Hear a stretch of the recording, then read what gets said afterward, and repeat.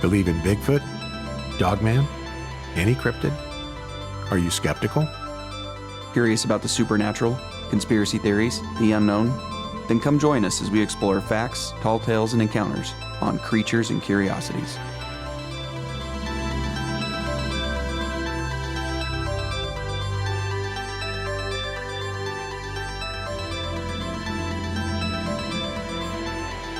Hello and welcome to Creatures and Curiosities. I'm David. And I'm Jake. And in this week's episode, we're going to be talking about the Dyatlov Pass incident. Yeah, which is a good one. It's a good one. We could talk for hours on this one. We've got just tons of information on it, but we're going to try and keep it down to a minimum. Yeah.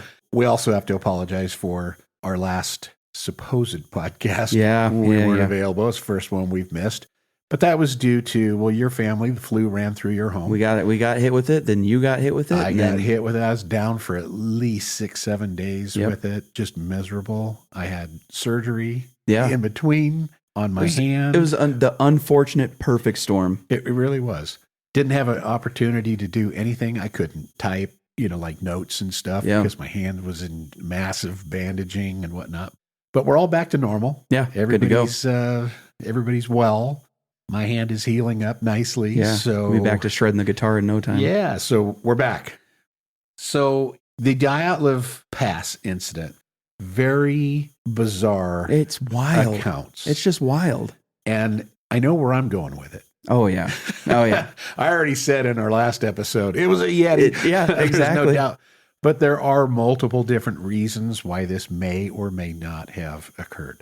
And as we get into it, when you hear the evidence and we're going to go through some of the autopsy reports, some of the injuries are not consistent with weather. No. Even though they're going to say it was all weather related. Right. But use your head, use your brain, think about what we're going to talk about, and then you decide what it was that killed these people. It's just, we'll get into it, but there's just stuff that you could say, well, I could see how that goes, but it doesn't account for everything else that happened. No. So to me, you kind of have to scratch it off. Yeah. And they're in these regions of Russia that are extremely cold. Yeah, treacherous too. But we live in the cold. Yeah. We live in, the coldest it's been so far for me was negative 46 degrees. Yep. That's cold. Oh, yeah. And when you're out feeding the horses and trying to get water out to the horses and you could feel your nose freezing up and everything's frozen. Your beard is wet because you're breathing, exhaling. And it's freezing immediately. So it's just ice. It turns to ice. And then, so I understand cold. Yeah. And these people understand cold. And when you understand cold, you understand how to prepare for the cold. And they were prepared for it. Yeah. Only to all die. Yeah. Which just doesn't make any sense. Especially when we get into it, it doesn't make sense. So here's a summary of what happened. This is not going to be detailed. We'll go into detail later. But in January of 1959, this 23-year-old radio engineering student at Ural Polytechnical Institute in Russia. It was called the Soviet Union back then. So when I say Soviet Union, I realize that's not what they're called today, but in 1959 it was. His name was Igor Dyatlov, and he assembled a group of 9 other people that he knew from the school to go on this skiing expedition in the northern Urals of the Soviet Union. And the Urals is a mountain range there. Most of whom were fellow students or peers, with the exception of one guy that wasn't at that school. So the initial group consisted of 8 men and 2 women. Every member of the group was an experienced grade 2 hiker. And a grade 2, I didn't know what these were, so I had to look it up. But a grade 2 hiker just refers to someone that was capable of easy to moderate trails. They typically involved a 4 to 6 hour walk with approximately a half mile of elevation gain. So that's fairly novice. I mean, that's even something I can do. Yeah. I mean, you're walking for 4 or 5 hours or so. And if you can just picture like the hiking trails around here in Montana, you easily go a half mile elevation. Oh, yeah. So that's your grade 2. These guys all had ski touring experience, and each, after completing this particular goal, would receive a grade 3 certification upon their return home. And at that time, grade 3 was the highest certification available in the Soviet Union, and it required them to traverse about 190 miles in sub-zero temperatures. Now, that's pretty significant. Yeah, that's a big deal. I mean, you're out walking in negative 20-degree weather up a mountain, and you got to go a 190-mile trek. Yeah. That's significant. It's a good trek for sure. But all these people felt they were completely and totally capable of doing it.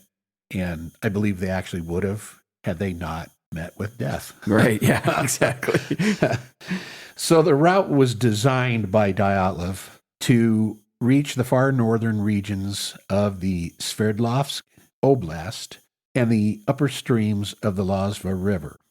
So this city route commissioner approved their route, and they confirmed the group of 10 people on January 8th. The ultimate goal of this expedition was to reach Otorten, which was a mountain that about 6.2 miles north of the site where this incident actually ended up occurring. The route was a Category 3, and it was going to be attempted in February, which was the most difficult time of year to traverse due to the miserable cold and snow and winds and et cetera that they were going to encounter. So on January 23rd, 1959, the Dyatlov group was issued their route book, which listed their course following trail number 5.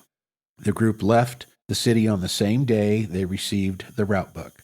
And then on January 27th, 21-year-old Yuri Yutin left the group early and turned back because of health issues. He had chronic rheumatism, and he was complaining that his knees were already hurting due to the cold. And he knows what's in store. He knows what's in store. The trek's going to get worse as they go up the mountain. And he's like, sorry, guys, I can't do it. So he turns around and he leaves. I bet he has no idea what he was able to get out of. He ended up dying in 2013. I think he was like 78, 79 years old or something like that. And he'd been talked to several times about this encounter. And he has the same take I do. He didn't think it was all weather related. But anyway, going on, the rest of the group continues the trek. The trip was estimated to be completed by February 12th, although Dyatlov literally stated, you got to give us a little bit more time because, weather, we may have to hold up longer. Yeah, stuff comes up. Things come up, so don't be too excited if we're not there on February 12th. Give us, a couple of day leeway. Which to me just shows you how experienced they were. Yeah. They're not just going out there going, yeah, we'll be there and back on this day because you said it. No, they know that they could come into these adverse weather conditions, whatever it is, and hey, we got to take an extra day or two. Yeah. So he's telling everybody, don't be alarmed. Right. If we're not there, but we should be there around that time. But after failing to show at their intended location, and this is later, I think they waited until February 20th or something like that before they actually sent out a search party. But the search party was eventually dispatched, and it was discovered that all 9 hikers were dead. 6 from confirmed hypothermia, 3 from extremely violent injuries. Those are the ones that shed a different light on this. Oh, big time. It's one thing to die from hypothermia. It's another how these people died. So based on recovered journals and photographs, it's believed that the hikers died on or about February 1st or 2nd. They don't know exactly when, but they're making that assumption that it was probably the 2nd, but they can't confirm.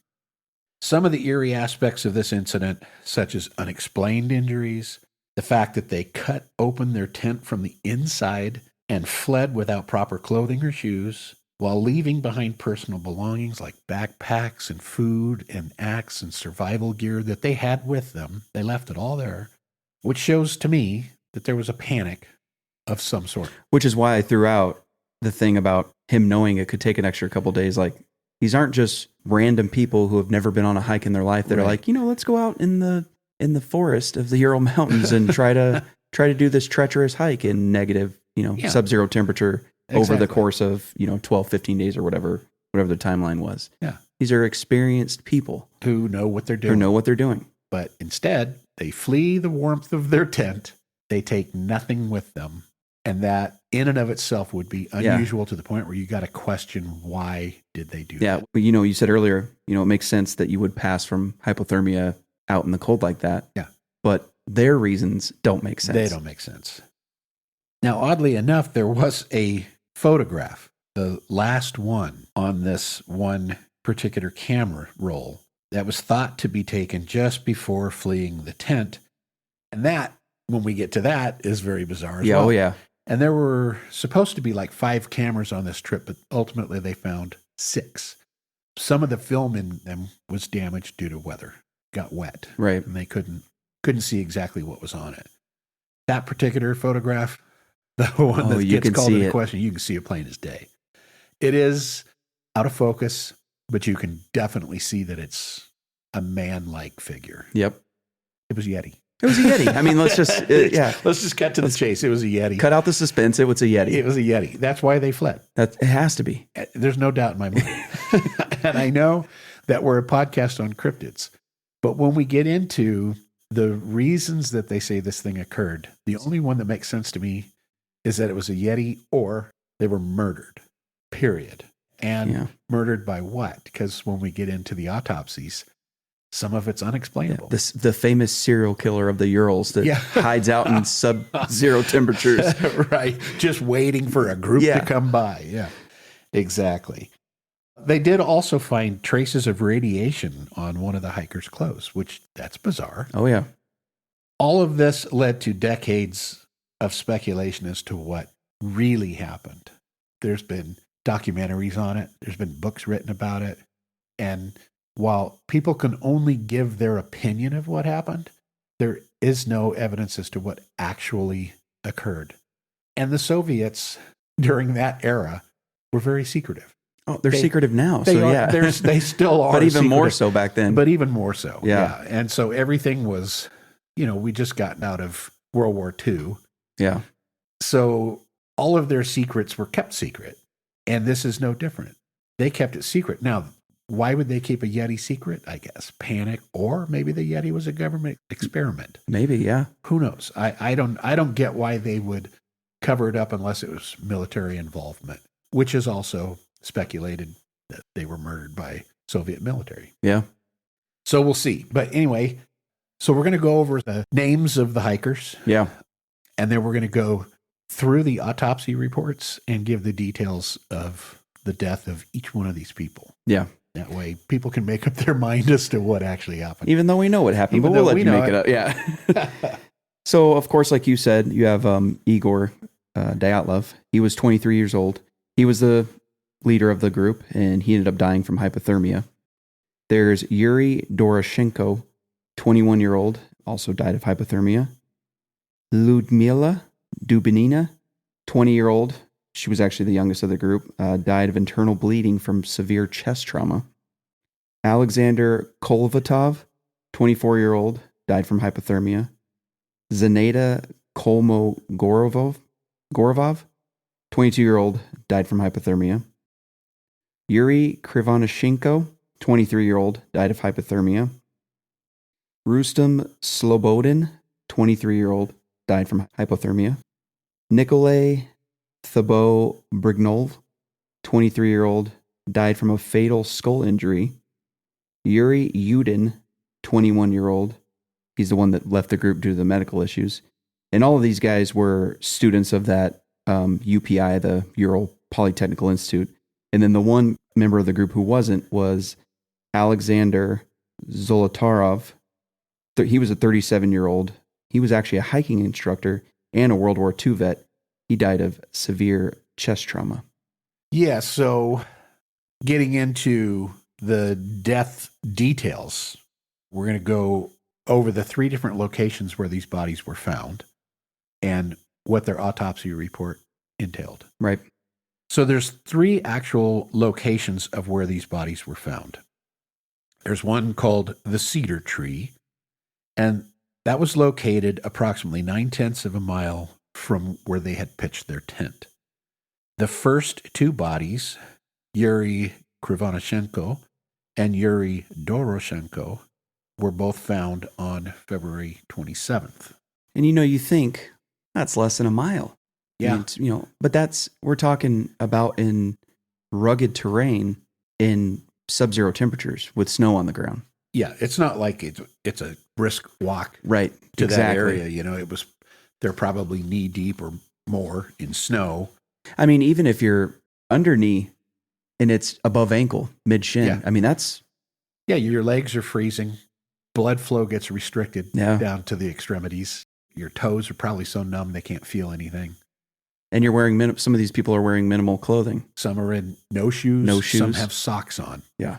But most had no foot apparel whatsoever. Yeah. And yeah, just walking outside. Exactly. I'll take the dogs out on the back patio with no snow on a 10-degree day, and it feels like your feet have been, stuck to the ground, and you can't get them off. So yeah, it was horrible for these people. And then, like I said, now as we actually get into their injuries and whatnot, there's just so much more to this than foul weather. Exactly. We'll do Yuri Doroshenko first. He's like 5'10". He's probably the tallest and the most sturdy member of the group. His complexion during the autopsy was described as, quote, brown purple. He was wearing a sleeveless cotton undershirt, short-sleeved checkered shirt with 2 empty breast pockets with all 6 buttons fastened. He's wearing shorts, swimming trunks, blue cotton underpants fastened with 2 buttons. Badly ripped on the front on the right side with 1 large hole 9 inches in length. And inside the thigh of the left side, there was a hole 5 inches in length. He was wearing a different set of wool socks on both feet. Socks on the left foot were burned. No shoes. He has livor mortis spots located at the back of his neck, his torso, and extremities, which were not consistent with the position of the body in which it was found. So, meaning basically that the body was moved sometime after the blood stopped circulating. Now, there's speculation that somebody came by, the next group that I'll be talking about, and took some of his clothing for warmth and left him there. That's why the body was likely moved. But they don't know that. Right. That's just speculation. Could have been he was killed at a different location and moved. Right, exactly. So we don't know. So going over the details now of the autopsy report, in the hair of Yuri, experts found particles of moss and pine needles. Hair is burned on the right side of his head. So why? Yeah, why? Why does he have these burn marks on his clothing? He's not out in the desert. No, he's in freezing cold weather. Yeah. And they did have a little fire at the cedar tree. He and his partner, they had built a small fire. Maybe he burned himself in that fire. Maybe it has nothing to do with it. Maybe it was radiation burns. Who knows? It never got into detail on it, and most of this stuff was all covered up. Exactly. So his ear, his nose, and his lips are all covered with blood. Kind of bizarre. But I suppose that can happen. Hypothermia and the lungs freeze, and I guess you could bleed internally from it. And why it's coming out those orifices, yeah, I don't know. He's got a swollen upper lip with dark red hemorrhaging. His right cheek, soft tissue, was covered with gray foam. Now, this gray liquid coming from his mouth, the most apparent cause is pulmonary edema. But if you look into that just a little bit further, the indication is that the gray foam was coming out of his mouth because somebody was applying pressure to the abdominal and chest area, forcing this liquid out of him. So what's doing that? Yeah. Right? He's laying there, he's dying from hypothermia. What is applying pressure that would push this liquid out of him? Yeti. It's Yeti. It's Yeti. Yeah, I mean, it just goes back to Yeti. His ear auricles in bluish red color, right earlobe and tragus dense patches of red brownish colors, which that is kind of consistent with hypothermia. The skin's dying off, the epidural layer's dying off due to the extreme cold, etc. The inner surface of his right shoulder has 2 abrasions, 3/4 by 1/2 inch, with no bleeding in the tissue and 2 cuts on the skin. So the cuts didn't bleed. So it's like a post-death cut. Yeah. More than likely, there's no blood flow. His right armpit has a bruise 3/4 by 1/2 inch. He has brownish red bruises in the upper third of his right forearm. He has swelling and small abrasions in the rear of the right hand soft tissue. Bruise with bleeding in the underlying soft tissue on the back of the right hand corresponding to a second metacarpal bone. The soft tissues of both hands and fingertips are especially dark purple. All fingers and toes severely frostbit, and it was likely that had he have survived the incident, he would have required an amputation of all of his toes and fingers. On the inner surface of the left shoulder in the lower third, abrasion, brown-red color. On the inner surface of the left elbow, minor abrasions with brownish-red color. On the inner surface of the left forearm, there's a surface skin wound covered with dried blood. There's similar bruises in pale red color on the shins of both legs. That's a lot of trauma for just cold weather. Exactly. He's got abrasions. He's got cuts. He's bleeding from the mouth, nose, and ears. For somebody to die of hypothermia, That's not consistent with that. it's not consistent. Now, moving on to his buddy, the other Yuri, Krivonashenko.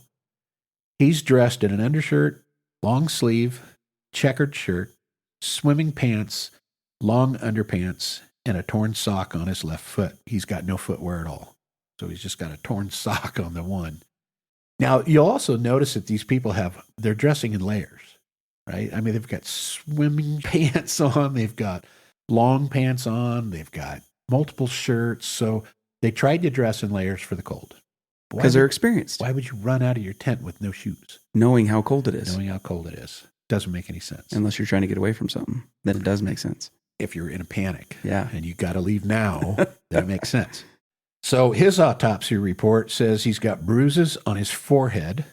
He has diffused bleeding in the right temporal and occipital region due to damage to the temporal muscle. So he's got massive head injury is what he's got, is basically all it's saying.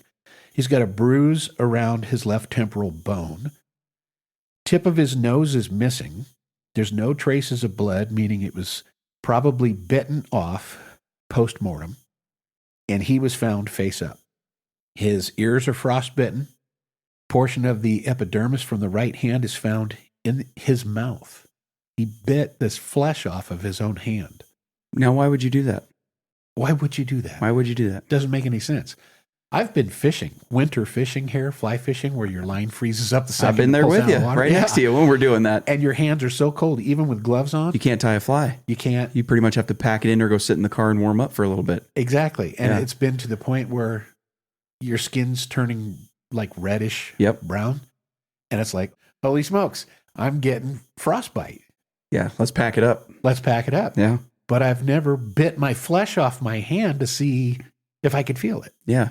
So why would he do that? Why is he biting the flesh off of, and the chunk of flesh from his hand is still in his mouth after he died? That's weird, and it just doesn't make sense to me. One thing I read was speculation that he was trying to hold back, like crying or screaming. Essentially making any noise. Yeah, just biting himself to stop from maybe bringing attention to himself.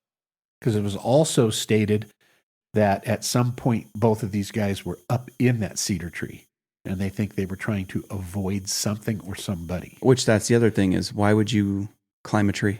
Why would you climb a tree? Why would you climb a tree? You wouldn't do it. It makes no sense.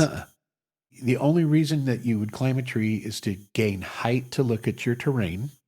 They ran from their tent. They knew where they were. They were probably trying to get back to their tent, and they were terrified by whatever was out there, and they climbed a tree to avoid it. Yeah, because a lot of experienced woodsmen will tell you, I don't know what they're teaching them in Russia, but because that is a tactic that you can use, climb a tree to, get it. But most of them say the risk isn't worth the reward. The risk isn't worth the It's reward. not worth it because you could fall, you can hurt yourself, you can die, Yeah.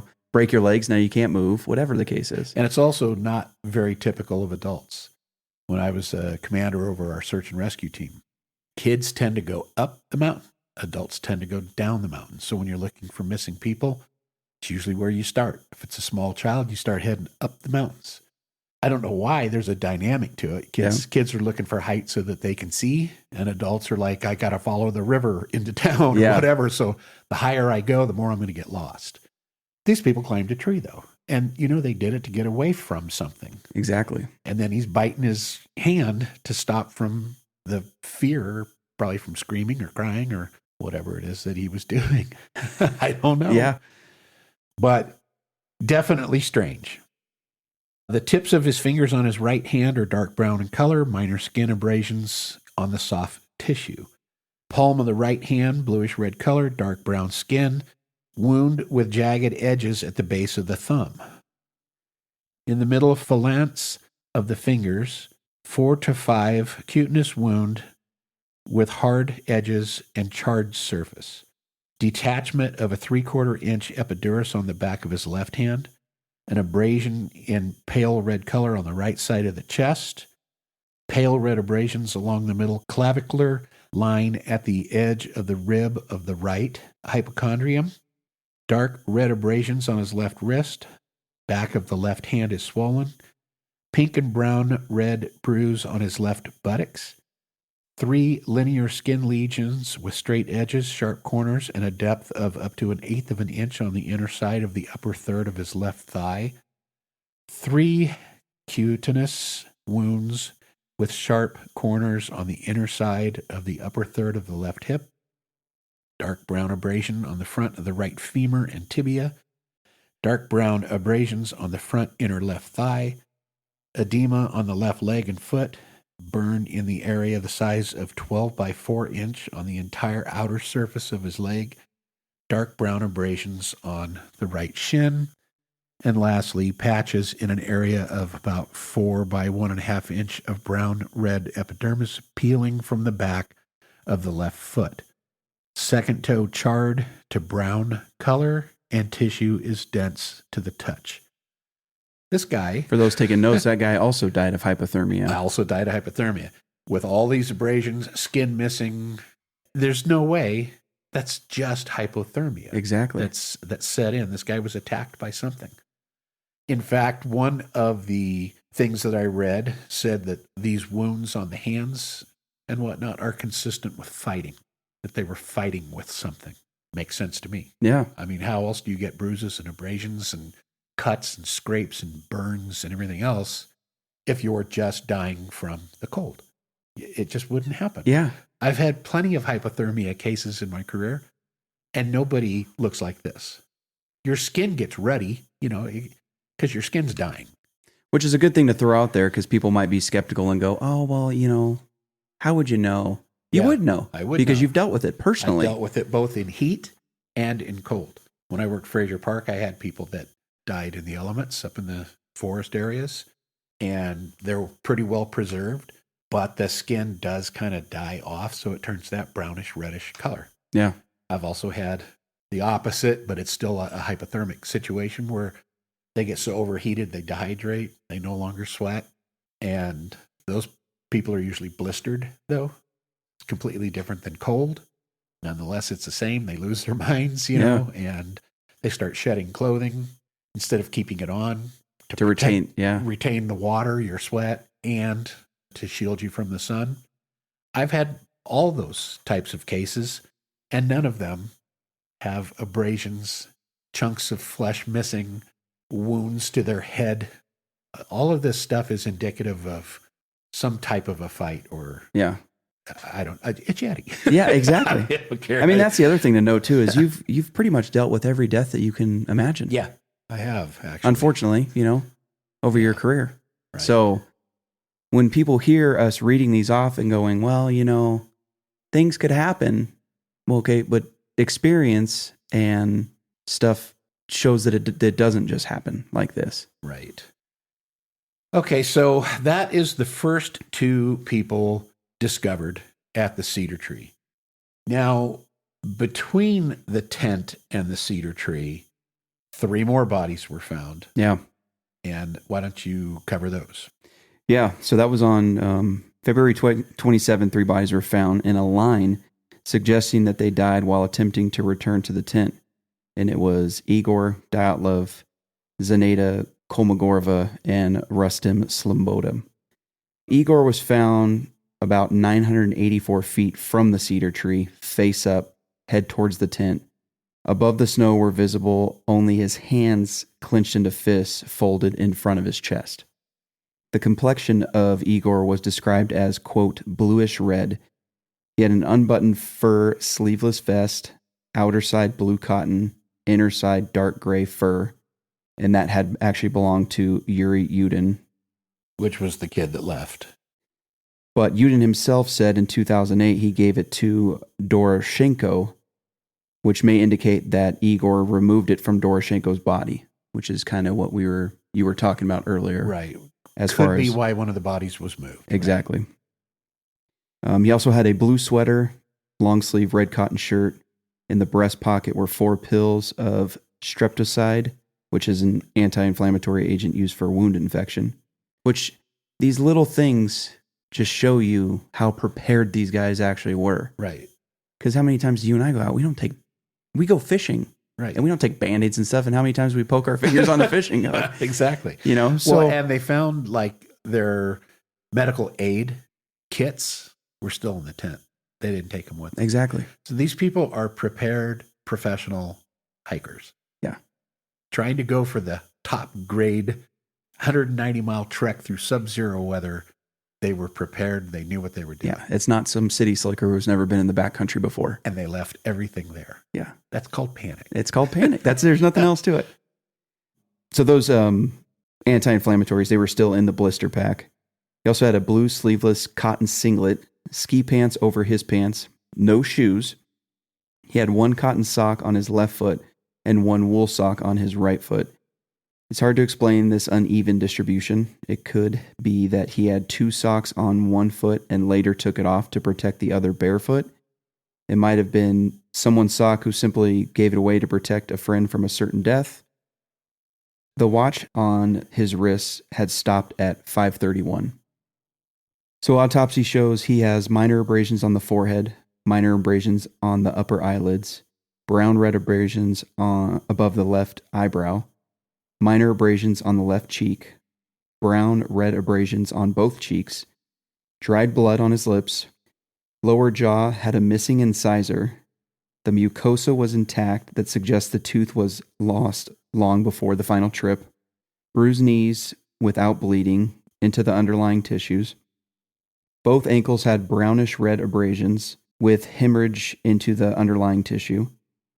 Single incision in the lower third of the right tibia. Many small scratches of dark red color on the lower third of the right forearm and palm surface. Purple-gray discoloration on the backside of the right hand. Metacarpal phalangeal joints on the right hand had brown-red bruises. This is a common injury in hand-to-hand fights. To get a better idea of the injuries, just make a fist. This is the part of the hand which you use to hit someone. Left hand is brown-purple color with brownish red bruises. Superficial wounds on the 2nd and 5th finger of the left hand. And skin wound in the palmar surface of the 2nd, 5th finger on left hand. So he fought somebody. Clearly fought somebody. He also, again, listed as dying of hypothermia. Yep. Zenaida was found 2,066 feet from the cedar tree, face down, head towards the tent. The skin of the face and hands were purple-red in color. She was better dressed than the bodies under the cedar. She had 2 hats, a long-sleeve undershirt, a sweater, a checkered shirt, and another sweater with a torn cuff on the right sleeve. It was unclear whether she cut them or it was torn by another person. Sweaters were inside out, which is not unusual for mountaineers when they try to dry clothes by wearing them. Which just, again, adds to... Yeah, they know what they're doing. Yeah. Waist down, she was wearing cotton sport pants, trousers, ski pants, with 3 small holes at the bottom of the right trouser leg, and 3 pairs of socks. 2 pairs were thin, then the 3rd pair was woolen with insoles inside, no footwear. In her pockets were 5 rubles and a military-style protective mask on the left side of her chest between the top sweater and the checkered shirt underneath. Which the thin socks in the with the wool outside, that's just the thin ones pull off the moisture and then it goes to the wool sock. And it also prevents your feet from slipping in boots, which again is just another thing of experience. She knows what she's doing. Just to add to the list of showing you how experienced these guys are. So for her, autopsy shows dark red abrasion on the right frontal eminence, pale gray area above the right eyebrow, dark red abrasion on the upper eyelids, brown red grays on the bridge of the tip of the nose, numerous abrasions on the left cheekbone, bruised skin on the right side of the face, brown red abrasion on the back of both hands in the area of the metacarpal phalangeal and the inner phalangeal joints. Wound with jagged edges and missing skin on the back of the right hand at the base of the third finger. Frostbites of the phalanges of fingers. A bright red bruise, which was about 11.5 by 2.5 inch in the lumbar region on the right side of the torso. The bruise looked like it was left from a baton. That's a blunt force trauma instrument. Exactly. And she has the same thing that he did, the metacarpal phalangeal bruising. Fighting as well. Consistent with hitting something, Yeah. punching something.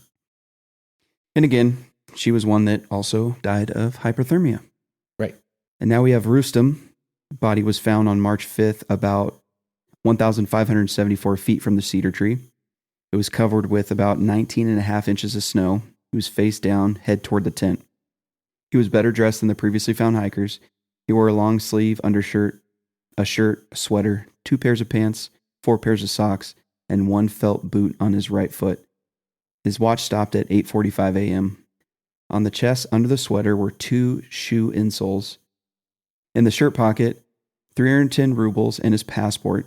In other pockets were a small folding pocket knife, pencil, pen, a comb in a plastic sleeve, a box of matches with 48 matchsticks, and 1 cotton sock. Now his autopsy shows he has hemorrhages in the temporalis muscles, minor brownish red abrasions on the forehead, 2 scratches about a 1/2 inch long at the distance and 1/8 of an inch between them, brownish red bruise on the upper eyelid of the right eye with hemorrhage into the underlying tissues, traces of blood discharged from the nose, swelling, and a lot of small abrasions on both sides of the face, bruises in the metacarpal phalangeal joints on both hands, again, bruised knuckles. Similar bruises are common in hand-to-hand fighting, just like we said with the others. Brown cherry bruises on the medial aspect of the left arm and left palm, swollen lips, bruises on the left tibia, epidermis is torn from the right forearm, fracture of the frontal bone, about 2.5 inch by 32nd inch located 1/2 inch from the sagittal suture, which is the connective tissue between the parietal bone of the skull. This fracture was likely done by a blunt object, not a fall.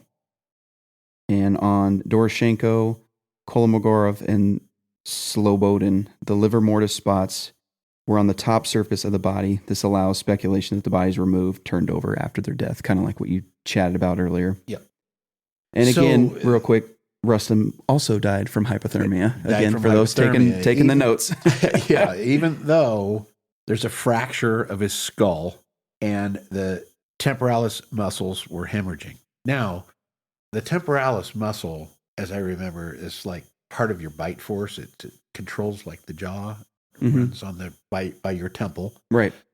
And I can imagine that if you were freezing to death and, just gnashing of teeth and I don't know, I could imagine that you can rupture that area. Yeah.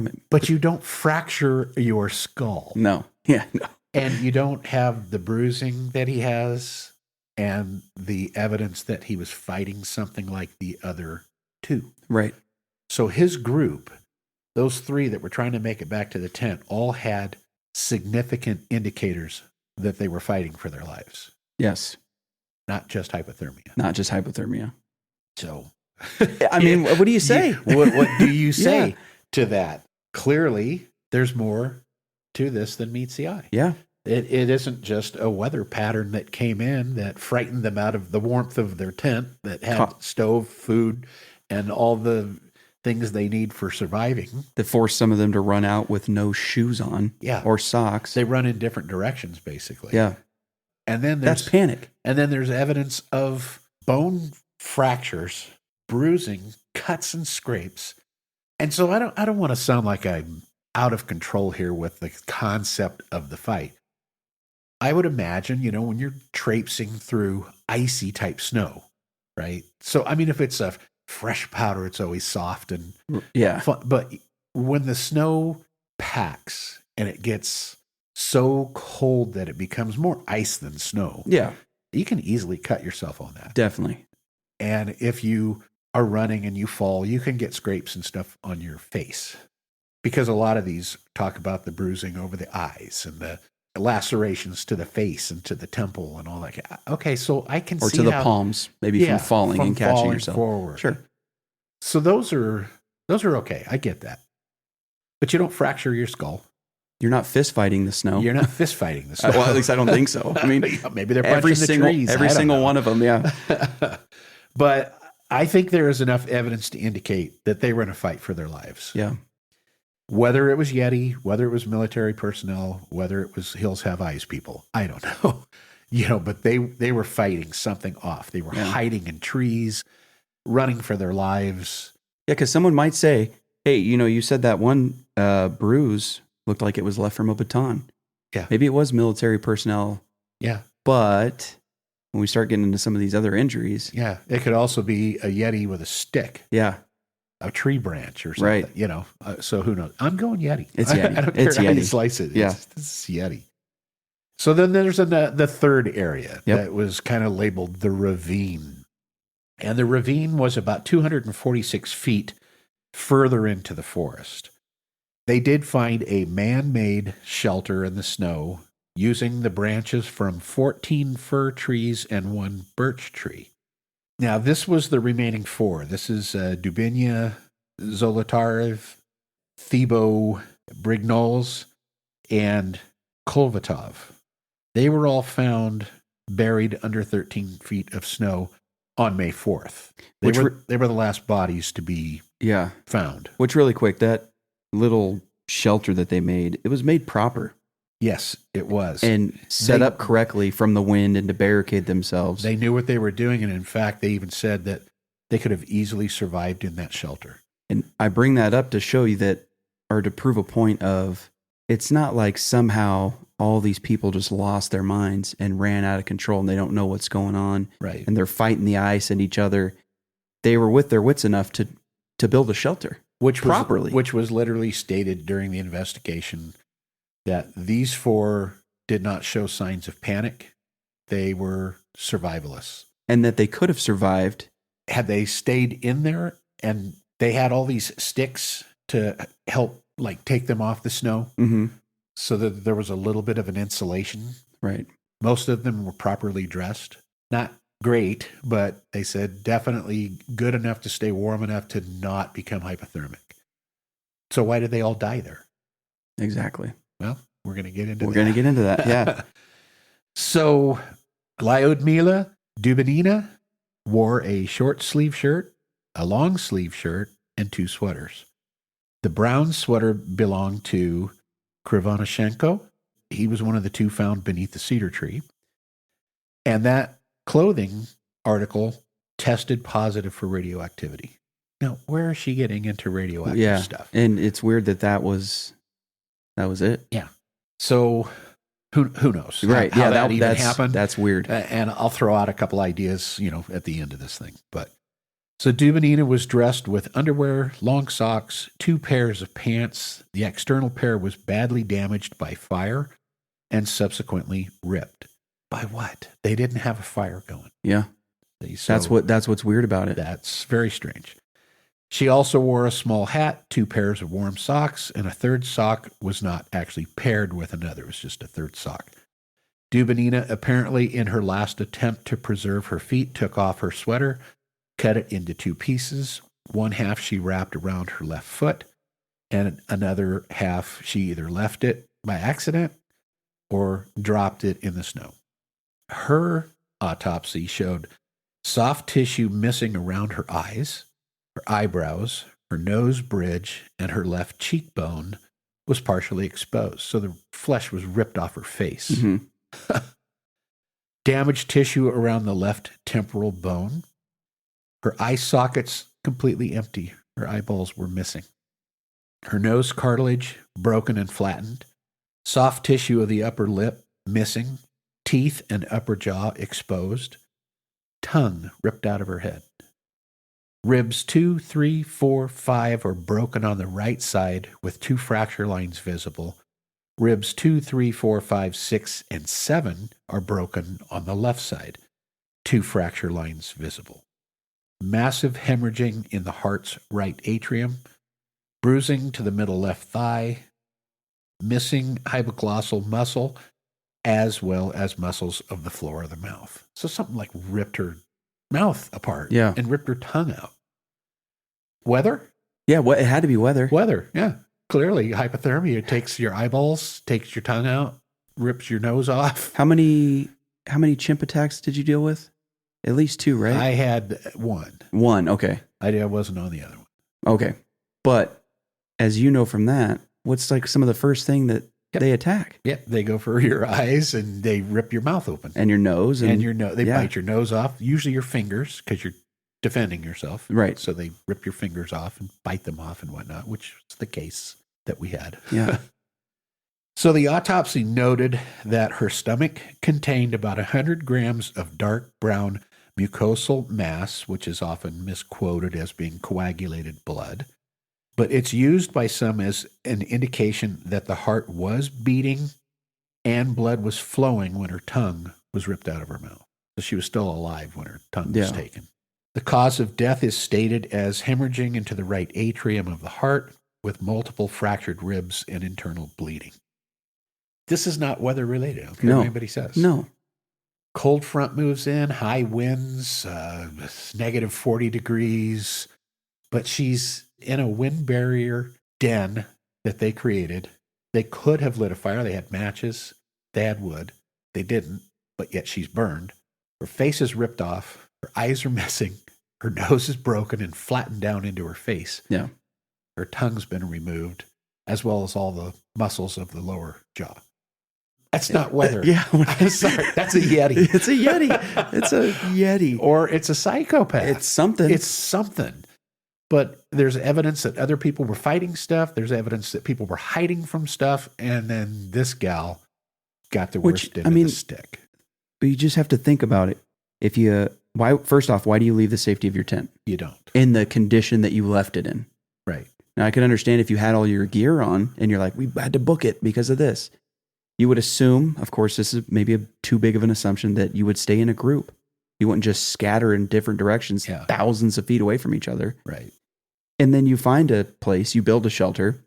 Stay there. You stay there, you have sticks and stuff, and you have matches, and you have the ability to create fire, and you're in clothing. But you choose to, again, run away? They didn't even get to run away. Well, yeah, that's right. They're attacked at the they're attacked all at the of site. their bodies are found in the that's man-made den. And we're not done. That's just one of the gals. But the weather got them there? But the weather got them. The weather got them. That's it. It's the weather. So Alexander, he also goes by Semyon Zolotaryov. He was found at the ravine with 2 hats, a scarf, short long sleeve shirt, black sweater, and a coat with 2 upper buttons unbuttoned. It was fairly clear that he did not die from the cold. On the contrary, the den was a pretty warm place. His lower part of the body was protected by underwear, 2 pairs of pants, a pair of ski pants. He had a copy of newspapers, several coins, a compass, and a few other items in his possession. His legs were protected by a pair of socks and a pair of warm leather handmade shoes known as burkas. And they wouldn't keep him warm for, any really long length of time, but in the den it was sufficient enough to keep him alive and non-hypothermic. Additionally, the body of Zolotaryov had a camera around his neck, as it's clearly seen in the autopsy pictures. When they found the bodies, they took pictures of them, which you can look online and see these. They're relatively gruesome. But this camera became a complete surprise because this Yuri Yudin assumed that the group had only taken 4 cameras that were found in the tent. Then all of a sudden, this 5th camera turns up on this guy's body.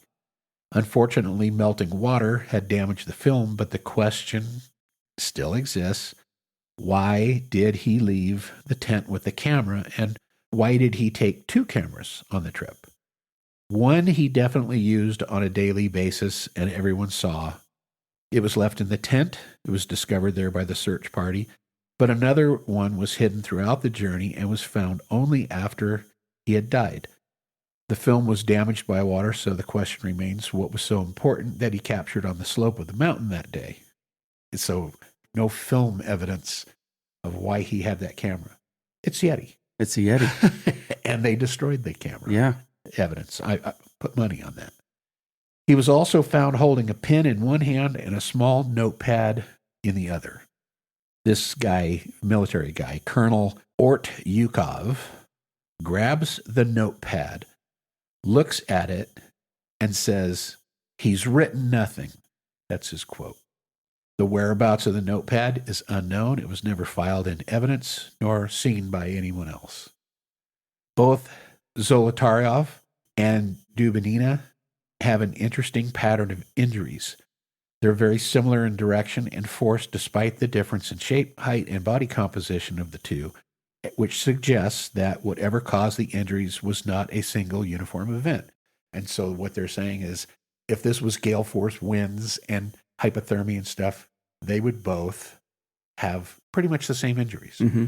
But they were significantly different, showing that each was attacked in a different way. This guy, his eyeballs are missing, just like hers. I'm sorry. It's the wind. I've been in some pretty strong winds. Yeah, that's the I've wind. never had my eyeballs ripped out. Oh, that's good. Missing soft tissue around his left eyebrow.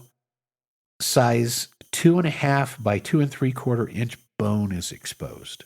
That's huge. On his face. That's ridiculous, Yeah. is what it is. Plus, his eyeballs are missing. He has an open wound on the right side of his skull with an exposed bone about 3 1/8 by 2.5 inches in size. Another large wound. He's got a massive gaping wound to his head, and his eyeballs have been ripped out. He has what's called a flail chest. He has broken ribs, 2, 3, 4, 5, and 6, but only on the right side, whereas hers were both sides. Both sides, yeah.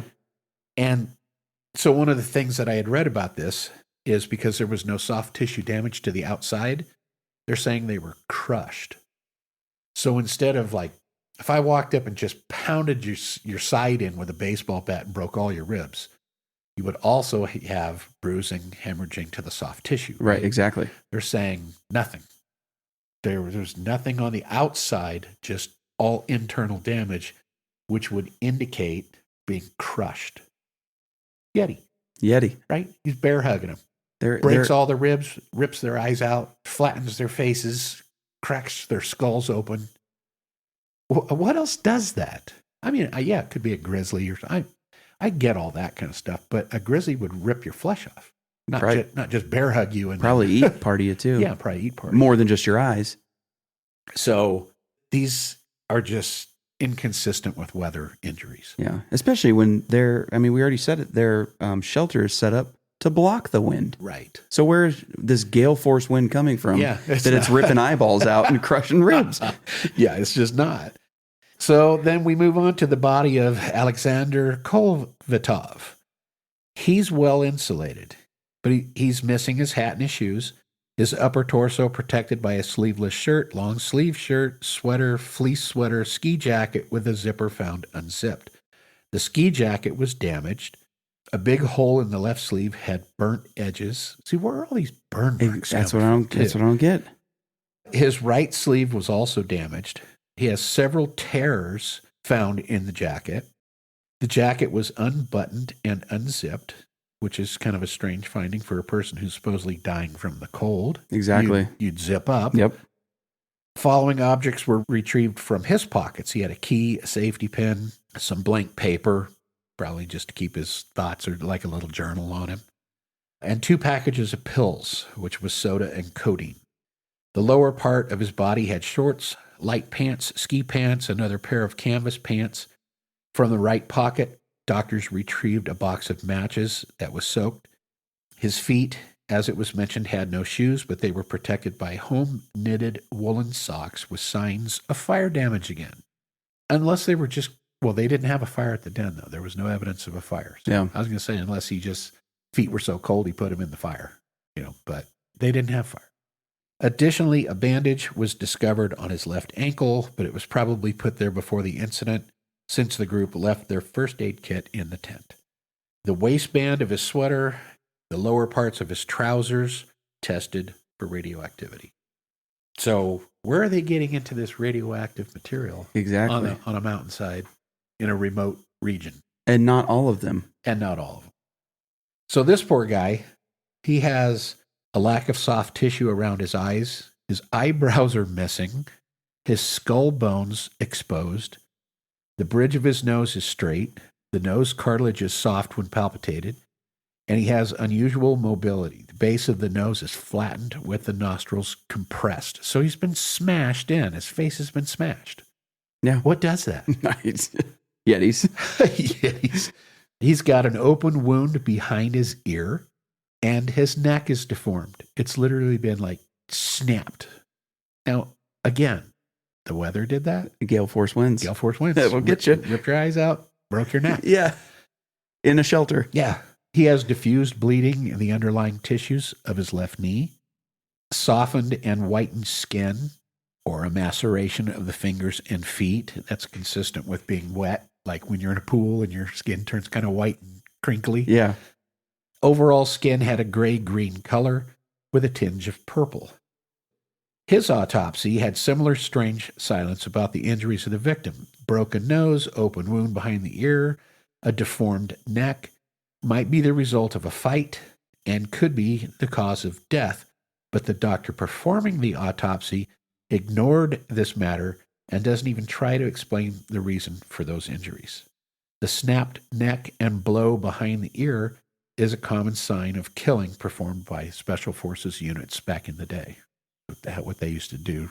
Come up, break your neck, smack you in the back of the head and break your neck. This guy was listed as he's another one of the hypothermia deaths, by the way. He's hypothermic. Obviously, the other two were the severe chest trauma, but this guy was also a hypothermia death. Yeah, exactly. Now, this next guy, Nikolai Thibault Brignol, he was well protected against the coldness of the winter, and it was suggested that he and Zolotaryov might have been outside of the tent at the time the mysterious threat struck them.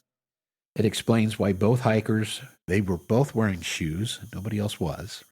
Well, actually, they were. Some of them had like those one boot and the other in a sock kind of thing. But they had both of their shoes on, and they're covered by several layers of clothing.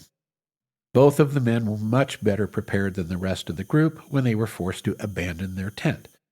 Nikolai wore a canvas fur hat and home-knitted woolen hat. The upper body was protected from coldness by a shirt, a wool sweater worn inside out, and a fur jacket on a sheepskin. Woolen gloves were found in the right pocket, along with 3 coins, a comb, several pieces of paper. The lower part of the body was protected by underwear, sweatpants, cotton pants, and ski pants. On his feet, he wore hand-knitted woolen socks and a pair of felt boots. So this guy's dressed to the gilt. Oh, yeah, he's ready to go. Yeah, he's good to go. Additionally, he wore 2 watches on his left arm. One stopped at 8:14 and the other at 8:39. Cadaveric spots were discovered on the back of the upper body, neck, and upper extremities. So this autopsy shows that he has multiple fractures to the temporal bone with extensions to the frontal and sphenoid bones. He has a bruise on his upper lip on the left side, a hemorrhage on the lower forearm, and the autopsy excluded accidental fall on the rock as a possible cause for such a massive and unusual fracture. The extensive, depressed, multi-splintered, broken fornix and base of his skull fracture would be equivalent to the impact of like an automobile moving at high speed. Bone fragments were found lodged into his brain, but there was no soft tissue damage to the scalp. Which goes back to crushing. Something grabbed his head and crushed it. So it doesn't harm the epidural layers, but the bones snap. Killed him, obviously, because it shoved skull fragments into his brain. Yeah. But yet there's no sign of external trauma. Yeti. Which means that, to me, if you said, okay, everybody else was killed by the military because of however you want to say it, even if it was and they came over and bashed this guy's head in with a baton, you would have soft tissue damage. Yeah. Plain and simple. Right. There's nothing else to it. But the absence of soft tissue means one thing: crushing. Pressure. And no human can do that. No. It's just plain and simple. You just can't. You can't do it. So in the cases of the victims that died from massive bone breakage, which was 4 of them. Yeah. Although they did not attribute the one skull fracture to his death, they ruled it hypothermia. Hypothermia, of course. But he still had a fractured skull. Yeah. Then you got this guy where his skull's caved in to his brain. You got the other people with the massive chest hemorrhaging due to multiple broken ribs. Their eyes have been ripped out, etc. The bodies displayed no external wound associated with bone fractures, as if they'd been subjected to high levels of pressure rather than blunt force. So that's the one thing the autopsy came up with, that these people died from pressure, not external blunt force. Yeah. Which is what clearly we've been saying all along. Yeah. So what could do that? I mean, if you really get down to it, we have some explanations, but I don't think many of them are plausible. The only thing that's plausible to me is a big old animal of some kind. You're at negative temperature in a hot tent or a warm tent with a stove. You can get up to 65, 70 degrees in there probably. Easily. And you decide to cut the side of your tent to run out of it without any gear, sprint off in different directions, hundreds, if not thousands of feet away. Hide in trees. And to go back real quick, you were talking about the snow and how it could pack down and feel like ice. If you're barefoot on that, even with socks, you're slicing your feet up. Yeah. To me, a normal person couldn't do that unless you had a just huge adrenaline dump and you're terrified. Yeah. You're running in a panic. That's it. That's it. There's nothing else to it. Yeah. And you're hiding. Because you're experienced. So you know you need your gear to survive out there. And these people's faces are crushed in. And you got one with a baton wound across the back. And instead of running back to your tent, you decide it's better if we stay here and build this shelter. Which was smart of them to do until that thing came and killed them. Yeah, because that's all that could have happened. Yeah. It's not like they built that and then the wind got them. Yeah. No, they knew what they were doing. Yeah. So we were going to go over the timeline. Timeline is very lengthy and we're already getting pretty far into things. So I'm just going to pick out a couple of things that are important. January 23rd is when the group takes off. January 28th is when Uden leaves the group and they continue on their merry way. Real quick to cut back to, you have it noted here too, the temperatures are around negative 22 degrees Fahrenheit when they left. Right. And it was only probably getting colder. Just to show you how cold it is. Yeah. And that's really cold. If you've never been in that is cold. But we had a week and a half of negative 20 degree weather. Mm-hmm. And I was out there every day doing the horses. And it is cold. It's cold. It's cold, but survivable. Yeah. If you're prepared for it. If you're prepared for it. And they were. Yeah. But they weren't prepared for a Yeti ripping their faces off. And then when it got to the point where your hands, you can't feel them and you're looking like weird, guess what you do? You just eat them. You eat them. You go back in the house. Yeah, right. Or you stay in your tent. Stay in your tent. Yeah. Put the stove on. Because something had to scare them enough to say, we can't make it back to the tent. Right. So let's just build and stay right here. And let's climb this tree. They think the 3 were actually heading back to the tent when they came across the bodies of the 2 at the tree. Right. And took their clothes and rolled them over and did whatever they did. So those 3 were at least heading back to the tent. But the ones in the den were smart enough to stay there, but they suffered the worst of everybody. Yeah. They were physically attacked by something and just torn to shreds. Yep. So jumping ahead, February 1st or 2nd is the date that they believe all these people died. February 2nd, they're saying, is when the group fled their tent in panic. So that's probably likely the day that they died. Right. But they're not sure. They're guessing. It was either the 1st or the 2nd. February 27th is when the first bodies were found, 2 by the cedar tree and 3 on their way back to the tent. March 5th, Slobodin's body was found. May 5th, the bodies of the remaining 4, the ones that were in the den that were torn to shreds, they were found. And then May 28th, the case was officially closed and a statement was given by the justice and criminal prosecutor. His name was Lev Ivanov, And his quote is, "The deaths of the expedition members were due to a series of mistakes by Dyatlov. On February 1st, he began the ascent to the summit at 3 p.m., even though he knew about the difficulty of the terrain. Furthermore, and this was Dyatlov's next mistake, he chose a line 500 meters to the left of the planned pass that lies between peak 1079 and peak 880. So the group found themselves on the eastern slope of peak 1079. They used what was left of the daylight to ascend to the summit in strong winds, which are typical for this area, and low temperatures of minus 25 degrees centigrade. Dyatlov found himself in a bad condition for the night, so he decided to pitch his tent on the slope of 1079 so as to start in the morning without adding the distance from the forest, which was about 1 kilometer, to the remaining trek of about 10 kilometers to the summit. Considering the absence of external injuries to the bodies or signs of a fight, which there was plenty of signs of that. Yes. So, the presence of all the valuables of the group, and also taking into account the conclusion of the medical examinations for the causes of death of the hikers, it's concluded that the cause of their demise was overwhelming force, which the hikers were not able to overcome. Yeah, overwhelming force of a Yeti. Of a Yeti, right? But they're not going with that. No.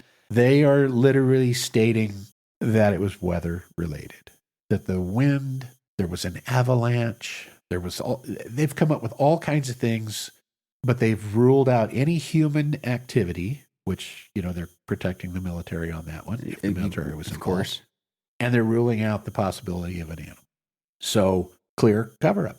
Don't care how you slice it. Yeah, there's no doubt about it. I've watched documentaries. I've read books on this. They all conclude that there's way more to this than meets the eye, and that the Russian officials were doing everything they could to hide what it was. In fact, to the extent that they put it in secret archives for over 30 years and wouldn't let anybody look at the evidence or the photographs. Which, if it's just a clear-cut case of these guys were inexperienced, and they couldn't handle it, why not release it? Why not release it? Because you're covering something up. Yes. Because you're a bunch of Russian liars. That's exactly what it is, too.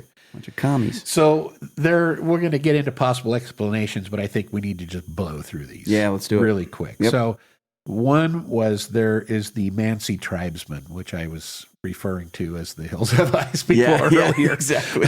But they're these people that live up in that area, and they think that these people they're largely peaceful people, but they also don't like people encroaching upon their territory.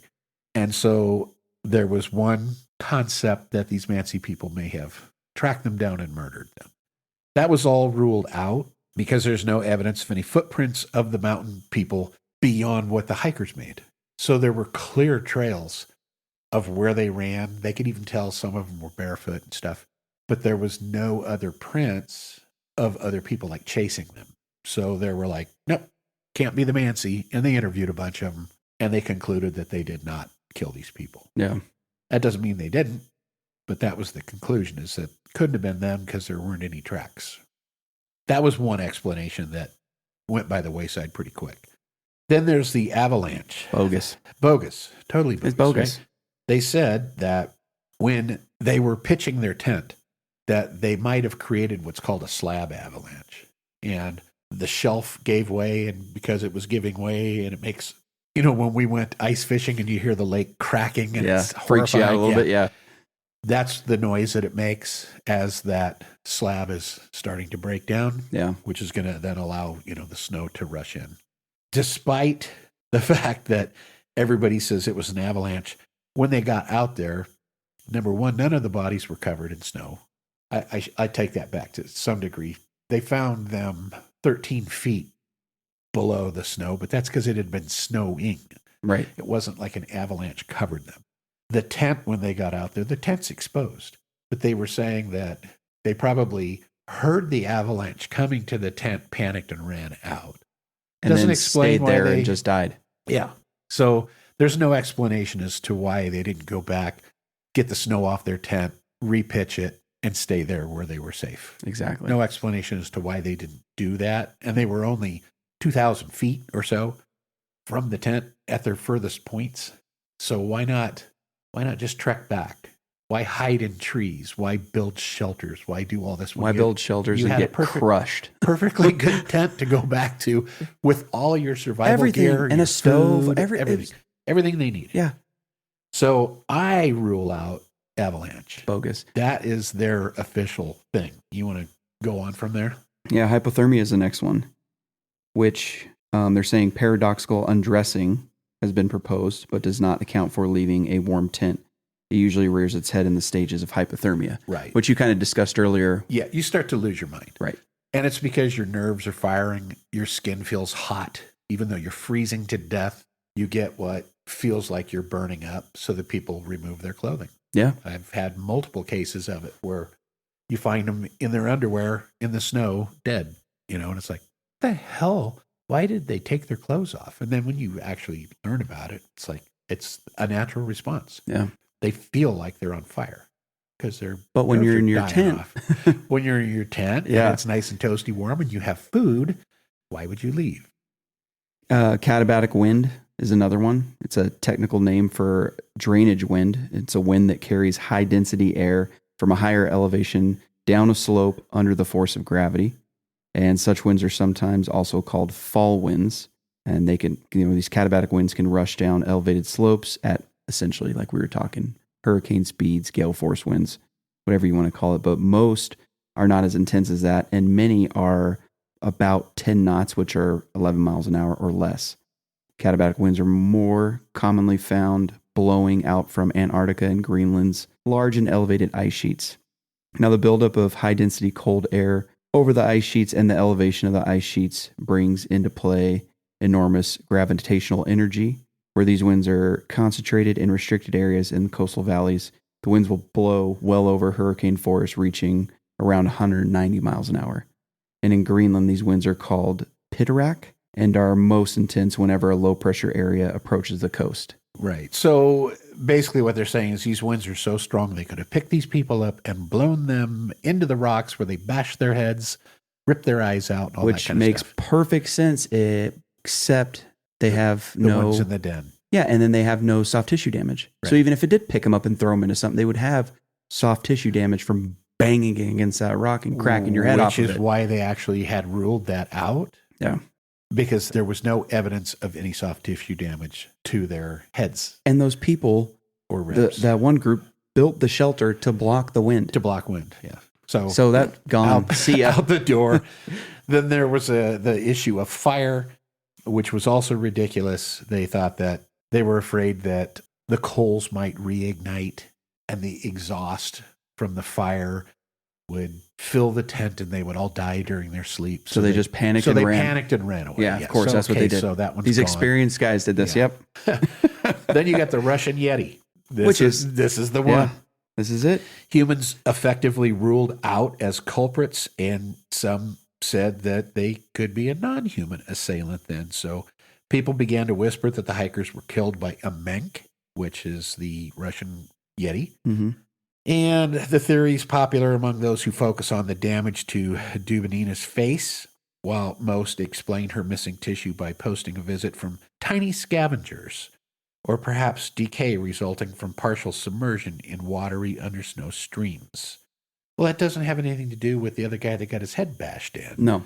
Doesn't have anything to do with the other guy's eyes being ripped out of his Right. head and all of his ribs being crushed. Tongues ripped out. Okay, so let's say a shrew or something ran by and ate their eyeballs and ate their tongue out.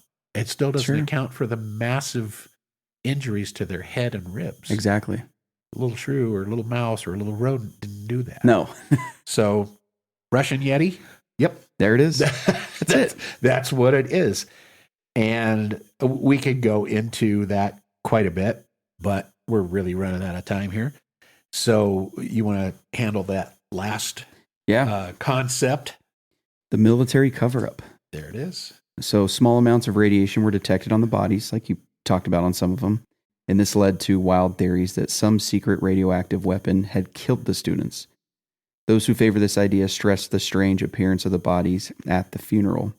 The corpses had a slightly orange, withered cast, But had radiation been the cause of death, more than modest levels would have registered when the bodies were examined. The corpse's orange hue isn't surprising given the frigid conditions in which they lay. They were partially mummified in the cold. Once the secret military weapon was proposed, it was too sexy a concept to let die, of course, because everybody wants it to be a military cover-up. I mean, I kind of do too sometimes. Government cover-up. It's the greatest thing. Because that's what they do. Some say the team was unfortunate enough to stumble into the USSR testing a concussive weapon or perhaps a parachute mine exercise. And this explanation is popular because it is partially supported by the testimony of another hiking group, one camping 30 miles or 50 kilometers roughly from the Dyatlov Pass team on the same night. This other group spoke of strange orange orbs floating in the sky around Kholat Syakhi, a site proponents of this theory interpret as distant explosions. The hypothesis is that the concussive sound drove the hikers from their tents in a panic, half-clothed. The first group died of hypothermia while attempting to take shelter from the blast by waiting near the tree line. And the second group, having seen the first group freeze, determined to go back for their belongings but fell victim to hypothermia as well, while the third group got caught in a fresh blast further into the forest and died from their injuries. Yeah, I'm not buying it. Not buying it at all.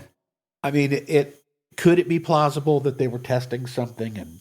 But I still don't know that it wouldn't cause some form of damage to the skin. Yeah. I get, the fact that if it was a concussive explosion that was like a ultrasound kind of thing, that it could permeate epidural layers without damaging them, but maybe break bones. I don't know. It's possible, but yet it was a Yeti. So I'm ruling out military. I like it. So then the last one was UFO or extraterrestrial involvement. And the only reason we bring this one up is because that Lev Ivanov, that chief investigator of this thing, he said that he suspected at the time, and he's almost sure that the bright flying spheres had a direct connection to the group's death. But due to censorship and secrecy of the USSR, they forced him to abandon that line of inquiry. And in the end, the hiker's death was officially attributed to compelling natural forces, and the case was closed. But maybe you could say, I'm okay with that one in the sense of like maybe it's a radioactive thing from them. Yeah. But not everybody had the radioactive stuff on all their clothing. Right. And so to me, that throws it all out. Yeah. See, the only thing that really throws me for a loop is the burns. Yeah, where are they getting all these burns? I just don't understand that. Yeah, and a lot of their clothing was singed and burned. Yeah. The guy's hair on the left side of his head was I don't missing, get that. And so that's a tough one. But getting into the Yeti theory, a lot of people believe that Bigfoots and Yetis, and et cetera, are alien forms. Yeah. And so could they be radioactive? I mean, people have talked about them becoming translucent and being able to teleport from place to place and their extreme strength because they are aliens. Maybe it's something to do with that. I don't know. So the thing I like about the military aspect of it is, or that it being a cover-up, is you kind of got to wonder if this Alexander Zolotaryov, the 37-year-old who was a World War II vet, if he was a plant, because the colonel comes out, he's got the extra camera that nobody knew about, which was weird that he was keeping it almost hidden, is how it sounds. And then the colonel comes out, and, obviously you could speculate that he went directly to his body, but he's investigating it, sees the notepad, grabs it before anybody could look at it, say there's nothing written on it, and takes it and keeps it. Right. And nobody has access to it. So are they out there looking for the Yeti? And could be. They sent, he's working with the USSR and their military to get evidence of it or whatever it is they're trying to do. Yep. And so that's why they're trying to cover up, because it's kind of a military op at some point. Military mission to find a Yeti that ended up killing everybody. Yeah. So I like it. It's the perfect thing. It is the perfect cover up.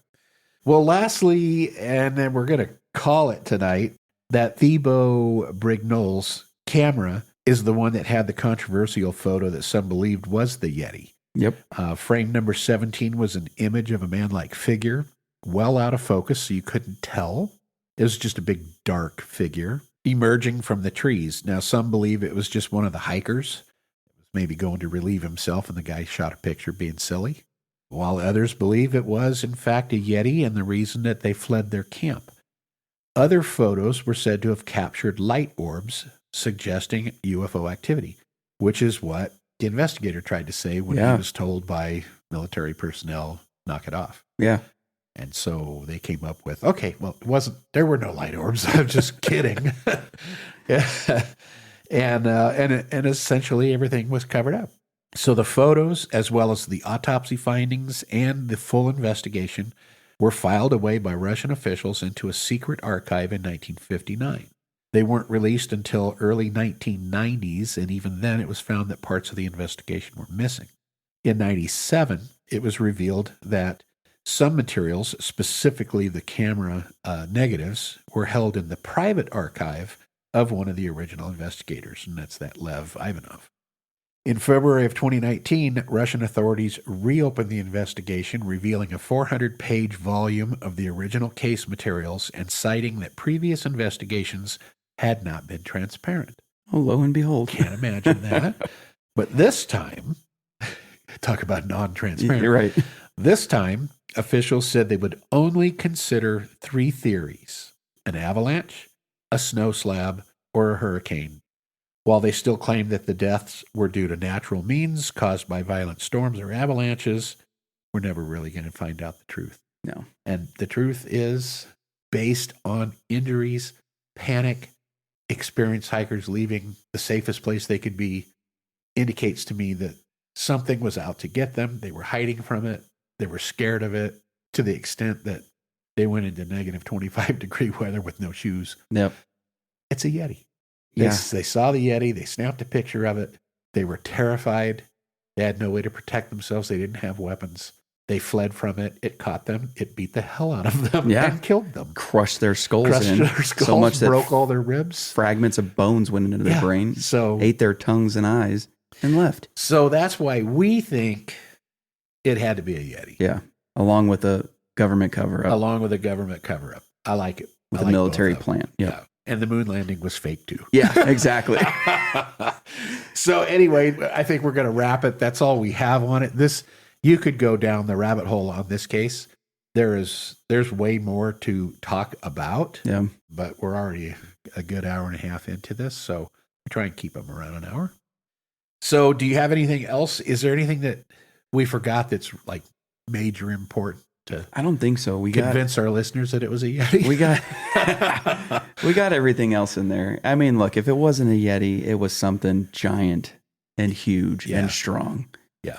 Something that's terrifying. a cryptid. Yeah. It wasn't raccoons didn't pick at the bodies. It wasn't a serial killer. Even one of the autopsy guys, because there were different doctors doing these, even one of them says it wasn't a human. Right. No, humans don't have that kind of strength. That's the thing. So, even if it was a Ural Mountain serial killer who likes to go out in negative 25-degree weather to kill people, hoping that someone comes along this hiking trail because they're just out there all the time, how is he going to crush their skulls? Yeah. Causing no blunt force trauma. And like on the woman, breaking, 9, 10 of her ribs? Yeah, not only killing one person, but killing 9. Yeah. And they have defense wounds where they've been fighting it. So he just fought off all of them. Yeah. So it's a black belt martial artist, serial killer who's just lying in wait in an area where hardly anybody ever goes. And he has the strength of the Hulk. Yeah. Clearly. I like it. So if it's not that, it's a Yeti. It's a Yeti. Yeah. Or it's aliens with concussive weapons. Yeah. Yeah, you never know. With radiation burns and the whole 9 yards. So, yep, there it is. The Dyatlov incident. Yeah. Must have been horrifying for those people. That's crazy. I feel for them. And especially if they were killed by military personnel and or a Yeti and it was all covered up, the families will never get to know the real reasons. Yeah. They're all probably dead now, but yeah. But still, they didn't get the closure that they would need. Their 23-year-old kid is dead and had his face ripped off. Yeah. It's crazy. Tongue eaten and eyes eaten. Anyway, all right. So in 2 weeks' time, our next episode is going to be on a place near and dear to home. Yeah. It's the Little People of the Pryor Mountains. Oh, yeah. Which is kind of partially in Wyoming and partially in Montana, part of the Crow Indian Reservation. And while that one is mostly lore, there are some sightings of them and some significant incidents that have occurred over the years. and can't wait to get into It's it. wild how I was going to say almost every culture, but it is every culture. Yeah. Has these little people The little people are everywhere. that are just torturous, mischievous little demons. Yeah. Sharp little teeth, bow and arrow, Yeah. spears, Little daggers. little daggers, They're- like Trilogy of Terror. And Oh, gosh, I love that. Yeah. anyway, we're looking forward to that episode. I hope that you're going to join us. And until then, Thanks, guys. Thanks for joining us today. If you enjoyed the show and you want to help us out, then go ahead and give us a follow, leave us a review, and don't forget to turn on the automatic download button so you don't miss any upcoming episodes. And as always, if you've had any experiences, stories, thoughts, comments, or questions, we'd love to hear from you. Send us an email to cryptidfanatic@gmail.com. Let us know if you'd like to be on the show or just have your story featured during one of our episodes.